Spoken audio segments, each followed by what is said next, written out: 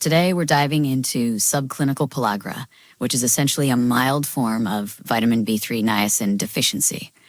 Now, full-blown pellagra is a classical B3 deficiency, often remembered by the 3 Ds: dementia, diarrhea, and dermatitis, usually affecting areas like the neck and hands. It can be a serious condition. However, subclinical pellagra is when you're not experiencing the full-blown deficiency, but you're still lacking enough B3. And this can lead to a variety of symptoms that are important to understand. Historically, pellagra first gained widespread recognition in the 18th century when corn, a niacin-poor food, became a staple in many parts of Europe and the United States.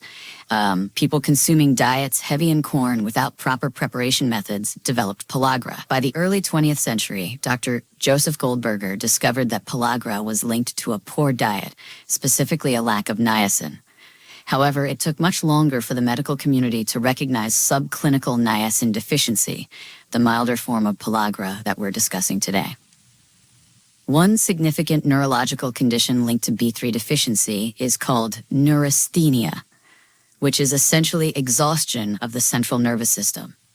This happens when the energy reserves in your nervous system, particularly in the mitochondria, the cell's powerhouse, are depleted. This leads to mental fatigue, headaches, irritability, and even intracranial pressure. You might also experience digestive issues or fainting when standing up too quickly.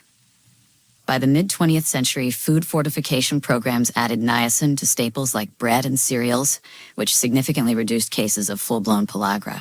But subclinical forms, which manifest as subtle, often misdiagnosed symptoms, like neurasthenia, persisted, especially in individuals with poor diets, alcoholism, or those with conditions that impair nutrient absorption. Subclinical pellagra can also cause neurological perception changes. For instance, you might look in the mirror and feel like your face is changing, or the words on a page might appear to move as you read. You might also notice the ground shifting as you walk or see objects like a picture on the wall seemingly moving back and forth.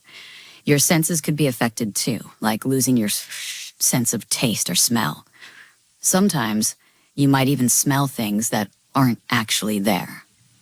Subclinical pellagra often goes undetected because these symptoms can be vague and easily attributed to other conditions. Yet, vitamin B3, niacin, plays a crucial role as a coenzyme in numerous chemical reactions in the body, especially in the mitochondria, where it helps produce energy.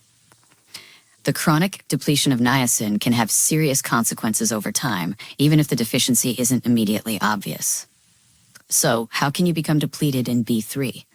Factors like heavy alcohol consumption, think college days, chronic diarrhea, too much of the amino acid leucine, an inflamed gut, or even having had gastric bypass surgery can all contribute to subclinical pellagra. Your diet also plays a huge role. Corn can block B3 absorption if it isn't processed correctly, and excessive consumption of refined carbs and sugars can lead to niacin depletion as well. This was particularly evident in populations that relied heavily on corn and refined carbohydrates, where cases of pellagra and subclinical deficiencies skyrocketed. Niacin has some incredible benefits beyond preventing deficiency. It helps protect against type 1 diabetes by preventing the destruction of the cells that produce insulin. It also plays a role in lowering cholesterol levels and maintaining heart health. Clearly, vitamin B3 is crucial to many of the body's functions. In more recent years, researchers have looked into how mild niacin deficiencies could affect mental health, with links to depression, anxiety, and cognitive decline being explored. Though classical pellagra is rare today, subclinical pellagra remains a concern, particularly for those with diets low in essential nutrients or suffering from conditions that impair niacin absorption. I recommend getting your B3 from nutritional yeast, but if you're experiencing any of the symptoms I've mentioned, it might be a good idea to start taking niacin in higher doses. You can safely take niacin at 10 to 15 times the normal amount if needed. Thanks for tuning in, and I'll see you in the next video.